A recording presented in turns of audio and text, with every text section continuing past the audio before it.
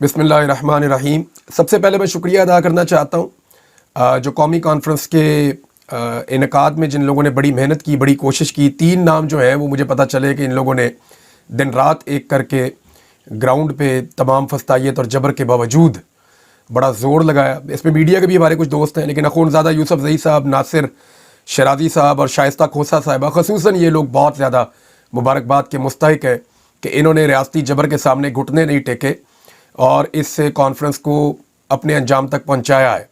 और मैं उम्मीद करता हूं कि आइंदा भी ये सिलसिला जारी रहेगा और ये जो एक डायलॉग नेशनल लेवल का शुरू हुआ है ये वसअत पकड़ेगा, इसमें मज़ीद लोग शामिल होंगे और हम किसी नतीजे तक पहुंचेंगे बहैसियत कौम। देखिए, पाकिस्तान के अंदर मैं अगर वहाँ पे मौजूद होता तो मुझे बहुत अच्छा लगता, ज़्यादा बेहतर होता मेरे लिए वहाँ पे रहकर बात करना। लेकिन अगर मैं वहाँ पे होता तो शायद मैं होता ही ना। जितने मुश्किल हालात में मुझे पाकिस्तान छोड़कर आना पड़ा है। थोड़ा सा मैं अपने बारे में बता देता हूँ कि मैं 10 मरतबा मेरी कानूनी गिरफ्तारी हुई है और कोई 3 दर्जन के करीब मेरे ऊपर मुकदमात इस रियासत ने दर्ज किए हैं। मुझे 142 दिन तक जबरी तौर पे लापता रखा है पाकिस्तान की इंटेलिजेंस एजेंसी ISI ने, और उसके बाद मुझे बदतरीन तशद्दुद का भी निशाना बनाया गया। और फाइनली जब मुझे मारने का फ़ैसला हो गया तो मुझे फिर पाकिस्तान को छोड़ना पड़ा। और ये बड़ी बदकिस्मती है कि मैं कोई खुश होकर अपने मुल्क को छोड़कर नहीं जाता। मैं बड़े मुश्किल हालात में, बड़ी मुश्किलात से पाकिस्तान से निकला हूँ और मैं उम्मीद करता हूँ कि जल्दी इंशाल्लाह मैं पाकिस्तान वापस आ जाऊँगा। अब ये जो कॉन्फ्रेंस है ये भी एक उम्मीद है हमारे लिए और हम सबको अपनी उम्मीद को बरकरार रखना है, क्योंकि यही उम्मीद हमें आगे लेकर जाएगी और हम पाकिस्तान को उसके सही ट्रैक पे लाने की कोशिश करेंगे। आज अगर आप मीडिया को देखें तो पीका के ज़रिए से मीडिया को तबाह बर्बाद कर दिया गया। मेरे लिए तो पीका शुरू हो गया था उसी दिन जब 2021 के इख्तिताम पे मैंने मिलिट्री एस्टेब्लिशमेंट को इनकार किया था। तो पीका मेरा तो तभी शुरू हो गया था। मैंने 2023 में मई के महीने में इस्लामाबाद प्रेस क्लब में सहाफ़ियों से बातचीत करते हुए मैंने तब भी ये कहा था, जब शहीद अरशद शरीफ के हवाले से हम बात कर रहे थे तो मैंने तब भी ये कहा था कि ये आग सबके दरवाजे तक पहुंचेगी। आप अभी सब मिलकर इकट्ठे हो जाएं और एस्टेब्लिशमेंट को रोकें, वरना हम सबके घर जलेंगे। तो शायद उस वक्त हम इकट्ठे नहीं हो पाए, लेकिन आज भी मौका है। हम अगर आज इकट्ठे हो जाएं तो हम इस आग को मज़ीद फैलने से रोक सकते हैं। पार्लियामेंट आपकी पूरे तरीके से यरगमाल बना ली गई है। पाकिस्तान की अदलिया जो है उसको यरगमाल बना लिया गया है। पाकिस्तान का मीडिया है उसको भी यरगमाल बना लिया गया है। कोई एक शोबा पाकिस्तान में अब आज़ादी नहीं रखता और इसमें हमारा अपना किया धरा है। यानी आज अदलिया के साथ जो हो रहा है उसमें अदलिया की काली भेड़ों का हिस्सा है। आज मीडिया के साथ जो हो रहा है उसमें हम मीडिया वाले बीच में रिस्पॉन्सिबल हैं। कहीं ना कहीं मैं भी उसके लिए गुनाहगार हूँ, माजी में मैं भी गुनाह करता रहा हूँ। आज जो पार्लियामान में हो रहा है या पार्लियामेंटेरियंस के साथ हो रहा है तो ये पार्लियामेंटेरियंस की अपनी मिली भगत की वजह से हो रहा है। हम सब गलतियां कर रहे हैं और हम सब अपनी अपनी स्पेस खोते चले जा रहे हैं। यानी अपनी अपनी ताकत में हम कमज़ोर होते चले जा रहे हैं। यानी पार्लियामेंटेरियंस की ताकत तो पार्लियामान में है ना, इसी तरह जो मीडिया की ताकत है वो उसके इकट्ठ के अंदर है, इत्तेहाद के अंदर है। इसी तरह से जो अदलिया की ताकत है वो उसके फैसलों में है। जब आप ये सारी चीज़ें कंप्रोमाइज़ कर देंगे तो ताकतवर कौन होगा? तो ताकतवर होगा एस्टेब्लिशमेंट। हम सबसे गलतियां हुई, हम सब वक्तन व वक्तन तस्लीम भी करते हैं, लेकिन आप अंदाज़ा कीजिए कि यहाँ पाकिस्तान में अगर कोई अपनी गलती तस्लीम नहीं करता तो वो पाकिस्तान पे 70 साल से मुसल्लत एस्टेब्लिशमेंट है।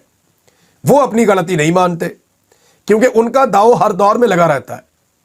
आप गौर करें ना कि 70 साल से लेकर यानी 70-75 साल की ये तारीख हो गई है, पाकिस्तान की मिलिट्री एस्टेब्लिशमेंट पाकिस्तान पे रूल कर रही है। 4 दफ़ा मार्शल लॉ भी उन्होंने लगाया, डायरेक्ट आए, कई दफ़ा इनडायरेक्टली वो जैसे आजकल कर रहे हैं वो यहाँ पे हुकूमत हमेशा करते रहे। जब जब कभी किसी ने उनका रास्ता काटने की कोशिश की उन्होंने उसका पत्ता साफ कर दिया। चाहे माजी में जुल्फ़िकार जी भुट्टो है, चाहे वो फातिमा जिन्ना है, चाहे वो लियाकत अली खान है, तो चाहे वो उसके बाद बेनज़ीर भुट्टो है, नवाज शरीफ है या इमरान खान है। लेकिन आज एक चीज़ बड़ी ज़बरदस्त हुई है पाकिस्तान में, और वो ये हुई है कि हर पाकिस्तानी को पता चल गया कि पाकिस्तान का मसला क्या है। तो हम सबको इससे फ़ायदा उठाना चाहिए। یعنی اس سے پہلے پاکستان میں ایسا کبھی نہیں ہوا تھا کہ ہر پاکستانی کو آئیڈیا ہو جائے اور ہر پاکستانی اتنا متنفر ہو جائے کہ پاکستان کے مسائل کا ذمہ دار کون ہے. آپ سروے کروا کر دیکھ لیں, پورے پاکستان میں آپ سروے کروا کر دیکھ لیں, آپ کو لوگ 1 منٹ میں بتا دیں گے کہ پاکستان کے مسائل کا ذمہ دار کون ہے. وہ آج بھی سیاستدانوں کو پاکستان کے مسائل کا ذمہ دار نہیں سمجھتے, میڈیا کو بھی نہیں سمجھتے, عدلیہ کو بھی نہیں سمجھتے. پاکستان کی ملٹری اسٹیبلشمنٹ اور ان کی غلط پالیسیوں کو پاکستان کے مسائل کا ذمہ دار سمجھتے ہیں. تو یہ چیز ٹھیک کرنے کی ضرورت ہے. ہوتا کیا ہے کہ ہم ایک دوسرے کو بلیم کرتے ہیں کہ کل تم نے اسٹیبلشمنٹ کا ساتھ دیا تھا, پرسوں تم اسٹیبلشمنٹ کا ساتھ دے رہے تھے, آج جناب یہ والا بندہ اسٹیبلشمنٹ کا ساتھ دے رہا ہے, کل وہ ٹاؤٹ تھا, یہ ٹاؤٹ ہے. ہم یہ کہتے ہیں اور یہ کہتے بھی رہیں گے, لیکن حقیقت یہ ہے کہ اس اسٹیبلشمنٹ کی طرف کوئی انگلی نہیں اٹھاتا جو یہ سارا گند ڈالتی ہے, جو یہ سارا خرابہ کرتے ہیں. تو بجائے آپس میں لڑنے کے اور انہیں فائدہ دینے کے, ہم سب کو مل کر یہ دیکھنا ہوگا کہ مسئلہ ہے کدھر, پرابلم ہے کدھر. اور پرابلم ہے پاکستان کی ملٹری اسٹیبلشمنٹ میں, جس کو سب کو مل کر ٹھیک کرنا پڑے گا. میں میاں نواز شریف صاحب کے بارے میں ایک بات کہنا چاہتا ہوں کہ میاں نواز شریف 3 دفعہ پاکستان کے وزیر اعظم رہے ہیں اور پاکستان کی سیاست کا ایک بڑا نام ہے. لیکن میاں صاحب ذرا یہ سوچیں کہ کیا آپ اس قسم کا سیاسی اختتام ڈیزرو کرتے ہیں کہ ایک چھوٹا سا فوجی آفیسر حکومت خانے میں پڑے ہوئے عمران ریاض کے پاس آئے اور آپ کے لیے سپورٹ کی ڈیمانڈ کرے؟ کیا میاں صاحب آپ اس لیول پہ پہنچ گئے؟ کیا آپ یہ ڈیزرو کرتے ہیں 3 دفعہ پاکستان کے وزیر اعظم بننے کے بعد؟ اور یہ جو میں بات کہہ رہا ہوں, میں حلفاً ٹھیک کہہ رہا ہوں کہ میاں صاحب 3rd کلاس فوجی آپ کے لیے سپورٹ مانگ رہا تھا ایک قیدی کی. یہ حالات تو آپ کے کبھی نہیں ہونے چاہیے تھے. تو آج بھی میاں صاحب دل بڑا کریں, یہ جو فوج نے آپ کو حکومت دی ہوئی ہے بھیک میں, اس کو لات ماریں اور میدان میں آئیں, اور میدان میں آ کر پبلک کو فیصلہ کرنے دیں. Let the people of Pakistan decide. Pakistan رہے گا, پاکستان کے لوگوں کی ول رہے گی تو حکومتیں تبدیل ہوتی رہیں گی, کبھی آپ کی حکومت, کبھی کسی کی حکومت, کبھی کسی کی حکومت. آج عمران خان کے دیے ہوئے شعور کی وجہ سے کم اتنا تو ہوا کہ ہر پاکستانی کو پتا چل گیا کہ پاکستان کے جو فساد پاکستان میں پڑا ہوا ہے, اس کی اصل جڑ جو ہے وہ پاکستان کی اسٹیبلشمنٹ ہے, جو اپنے فائدے کے لیے کچھ بھی کر جاتے ہیں, جو اپنے فائدے اور اپنے مفاد کو دیکھتے ہوئے سیاستدانوں کو بھی آپس میں لڑاتے ہیں, میڈیا کو بھی آپس میں لڑاتے ہیں, عدلیہ کو بھی آپس میں لڑاتے ہیں. ہر جگہ لڑائی کا فائدہ اٹھاتا کون ہے؟ اسٹیبلشمنٹ اٹھاتی ہے, کیونکہ وہ ہمیشہ اقتدار میں رہتے ہیں, وہ کبھی اقتدار سے باہر نہیں جاتے. ہم میں سے کسی کا بھی ماضی شاندار نہیں ہے, ہو ہی نہیں سکتا.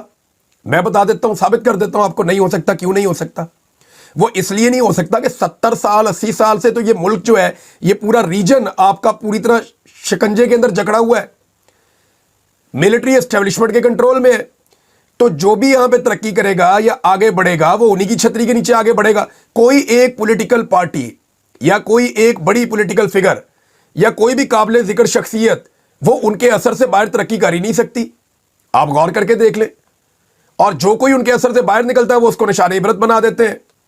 لہذا سب کو مل کر فیصلہ کرنا پڑے گا کہ ان کے اثر سے سب ایک ساتھ مل کر باہر نکلیں.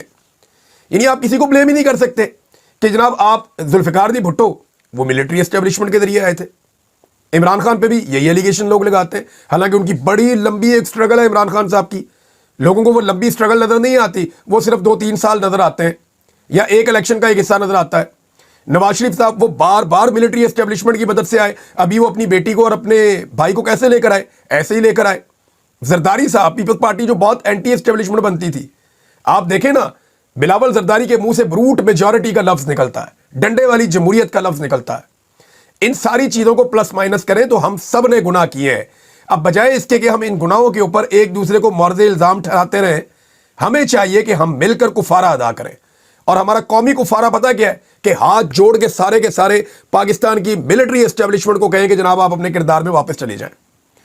میرا یہ ماننا ہے کہ پاکستان کے سارے چور ڈاکو لٹیرے بھی اکٹھے ہو کر اگر ملٹری اسٹیبلشمنٹ کو اس کے اصل کردار کے اندر بھیج دینا کہ جناب آپ سرحدوں پہ جائیں, آپ بیرکس کے اندر جائیں اور آپ اپنا کام کریں, ہمیں ہمارا کام کرنے دیں, تو یہ بھی پاکستان کے لیے گھاٹے کا سودا نہیں ہوگا. آج بھی ہمیں یہ بات سمجھ آ گئی تو ہم اس ملک کو بچا سکتے ہیں. اگر آج بھی ہمیں یہ بات سمجھ نہیں آئی نا, تو 10 سال کے بعد بھی ہمیں یہی کرنا پڑے گا, 20 سال کے بعد بھی ہمیں یہی کرنا پڑے گا. آج کبھی مارک بلوچ کو ہم کہہ دیتے ہیں غدار ہے, کبھی منظور پشتین کو بول دیتے ہیں غدار ہے, کبھی ہم یہ کہہ دیتے ہیں کہ نواز شریف غدار ہے, کبھی عمران خان غدار ہے, کبھی عمران ریاض غدار ہے, یہاں بیٹھے ہوئے محمود خان اچکزئی یہ بھی غدار ہے, پاکستان تحریک انصاف بھی غدار ہے, ایک دور میں پیپلز پارٹی غدار تھی, پھر ANP بھی غدار ہے. اور ہم لوگوں کو آپس میں لڑوا کے نفرت کے بیج بو کر فائدہ کون اٹھاتا ہے؟ وہی اسٹیبلشمنٹ جو باری باری ہمیں مارتی ہے اور ایک دوسرے سے بھی مرواتی ہے. یہی بات ہے جو میں کہنا چاہتا تھا کہ ہمیں سمجھنا پڑے گا, اور اگر نہیں سمجھیں گے تو پھر ٹھیک ہے, جو اسٹیبلشمنٹ کا اعلی کار بنے گا, جو اسٹیبلشمنٹ کا ٹاؤٹ بنے گا, ہم تو باقی زندگی اب اسی مشن پہ گزاریں گے کہ اس کے ساتھ مقابلہ کریں گے. بہت شکریہ آپ سب کا میری بات سننے کے لیے. جزاک اللہ. اللہ تعالیٰ آپ سب کا حامی و ناصر ہو. اللہ حافظ.